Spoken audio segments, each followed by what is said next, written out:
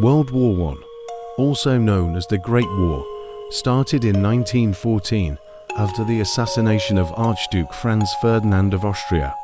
His murder catapulted into a war across Europe that lasted until 1918.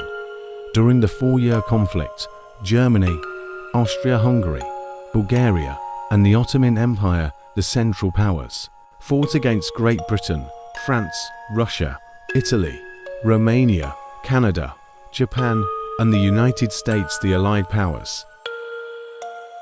Thanks to new military technologies and the horrors of trench warfare, World War I saw unprecedented levels of carnage and destruction. By the time the war was over, and the Allied Powers had won, more than 16 million people, soldiers and civilians alike, were dead, especially in the troubled Balkan region of Southeast Europe 4 years before World War I actually broke out. A number of alliances involving European powers, the Ottoman Empire, Russia, and other parties, had existed 4 years.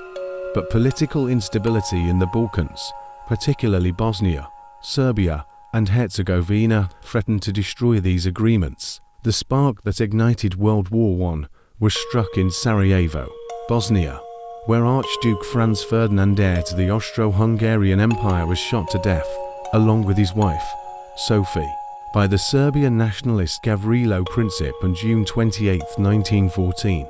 Princip and other nationalists were struggling to end Austro-Hungarian rule over Bosnia and Herzegovina. The assassination of Franz Ferdinand set off a rapidly escalating chain of events. Austria-Hungary, like many countries around the world, blamed the Serbian government for the attack and hoped to use the incident as justification for settling the question of Serbian nationalism once and for all. Kaiser Wilhelm II, because mighty Russia supported Serbia, Austria-Hungary waited to declare war until its leaders received assurance from German leader Kaiser Wilhelm II that Germany would support their cause. Austro-Hungarian leaders feared that a Russian intervention would involve Russia's ally, France, and possibly Great Britain as well. On July 5th, Kaiser Wilhelm secretly pledged his support, giving Austria-Hungary a so-called carte blanche, or blank check assurance of Germany's backing in the case of war. The dual monarchy of Austria-Hungary then sent an ultimatum to Serbia, with such harsh terms as to make it almost impossible to accept. Convinced that Austria-Hungary was readying for war, the Serbian government ordered the Serbian army to mobilize and appealed to Russia for assistance. On July 28th, Austria-Hungary declared war on Serbia, and the tenuous peace between Europe's great powers quickly collapsed. Within a week, Russia, Belgium, France, Great Britain and Serbia had lined up against Austria-Hungary and Germany, and World War I had begun. The Western Front, according to an aggressive military strategy, was the Schlieffen Plan. For its mastermind, German Field Marshal Alfred von Schlieffen, Germany began fighting World War I on two fronts, invading France through neutral Belgium in the west and confronting Russia in the east. On August 4, 1914, German troops crossed the border into Belgium. In the First Battle of World War I, the Germans assaulted the heavily fortified city of Liege, using the most powerful weapons and their arsenal enormous siege cannons to capture the city by August 15th. The Germans left death and destruction in their wake as they advanced through Belgium toward France, shooting civilians and executing a Belgian priest they had accused of inciting civilian resistance. The Eastern Front. On the Eastern Front of World War I, Russian forces invaded the German-held regions of East Prussia and Poland, but were stopped short by German and Austrian forces at the Battle of Tannenberg in late August 1914.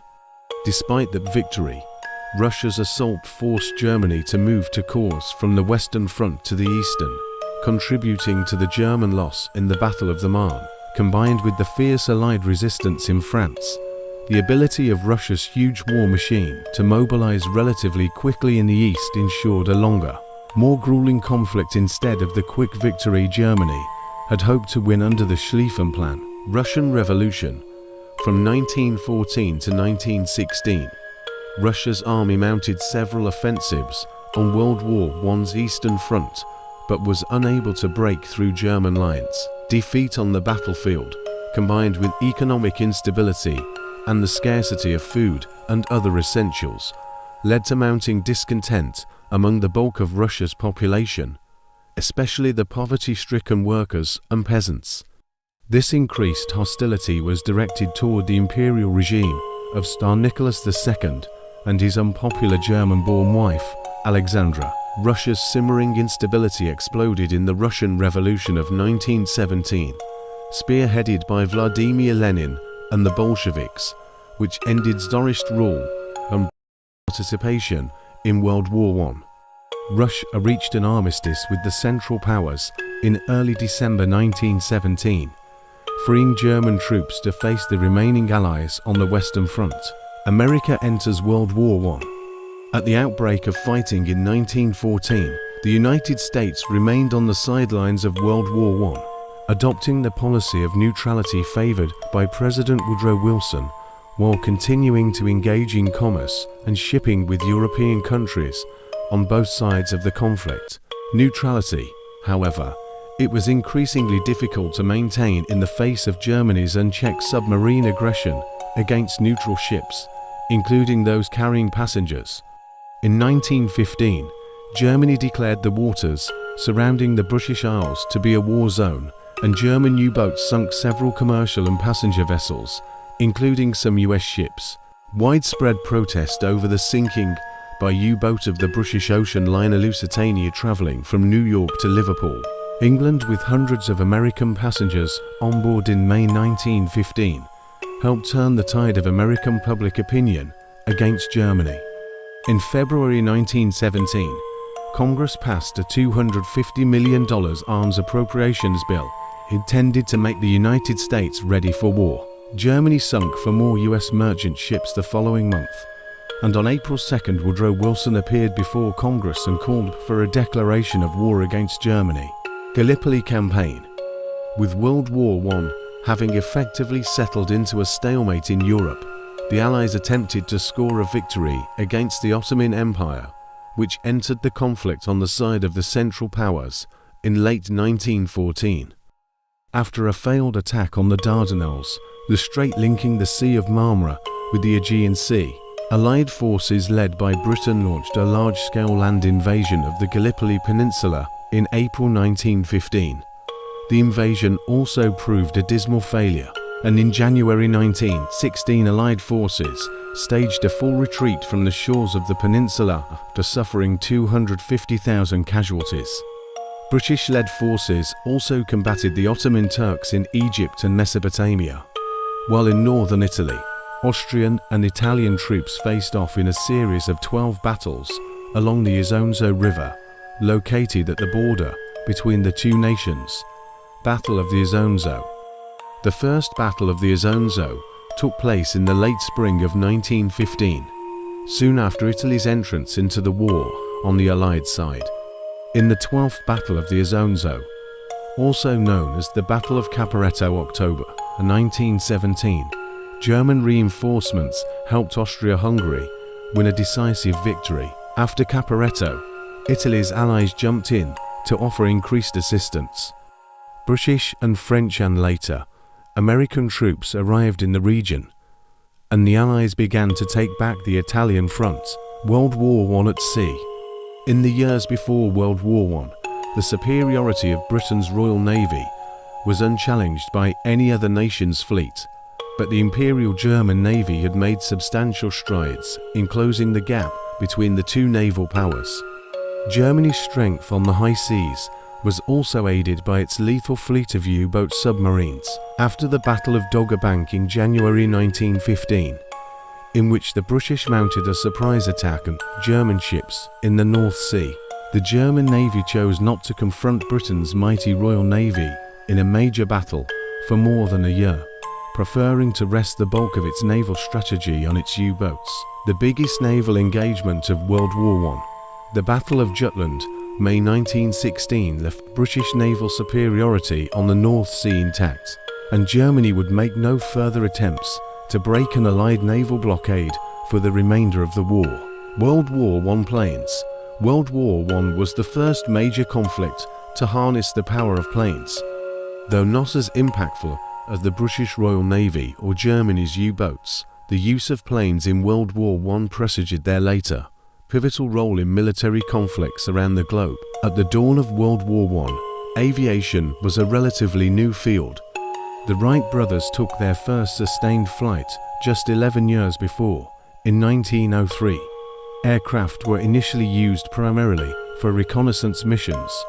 During the First Battle of the Marne, information passed from pilots allowed the Allies to exploit weak spots in the German lines, helping the Allies to push Germany out of France. The first machine guns were successfully mounted on planes in June of 1912 in the United States, but were imperfect. If timed incorrectly, a bullet could easily destroy the propeller of the plane it came from. The Morane Saunier L, a French plane, provided a solution. The propeller was armored with deflector wedges that prevented bullets from hitting it. The propeller was armored with deflector wedges that prevented bullets from hitting it. The Morane Saunier Type L was used by the French, the British Royal Flying Corps, part of the Army, the British Royal Navy Air Service, and the Imperial Russian Air Service. The British Bristol Type 22 was another popular model used for both reconnaissance work and as a fighter plane. Second Battle of the Marne.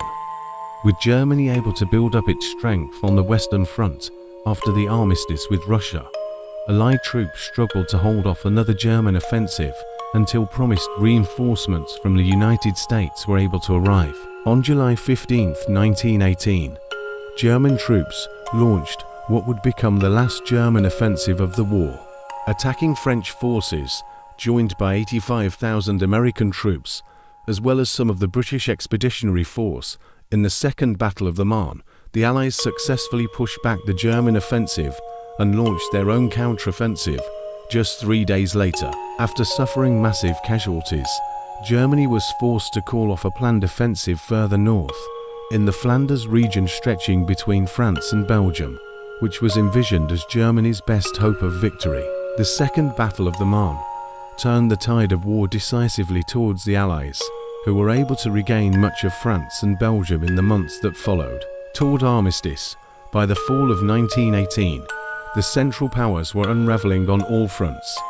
Despite the Turkish victory at Gallipoli, later defeats by invading forces, and an Arab revolt that destroyed the Ottoman economy and devastated its land, and the Turks signed a treaty with the Allies in late October 1918. Austria-Hungary, dissolving from within due to growing nationalist movements among its diverse population, reached an armistice on November 4th. Facing dwindling resources on the battlefield, discontent on the home front, and the surrender of its allies, Germany was finally forced to seek an armistice on November 11, 1918, ending World War I. Treaty of Versailles. At the Paris Peace Conference in 1919, Allied leaders stated their desire to build a post-war world that would safeguard itself against future conflicts of such a devastating scale. Some hopeful participants had even begun calling World War I the war to end all wars. But the Treaty of Versailles, signed on June 28, 1919, would not achieve that lofty goal. Saddled with war guilt, heavy reparations, and denied entrance into the League of Nations, Germany felt tricked into signing the treaty, having believed any peace would be a peace without victory. As put forward by President Wilson in his famous 14-point speech of January 1918, as the years passed, hatred of the Versailles Treaty and its authors settled into a smoldering resentment in Germany that would, to decades later, be counted among the causes of World War II.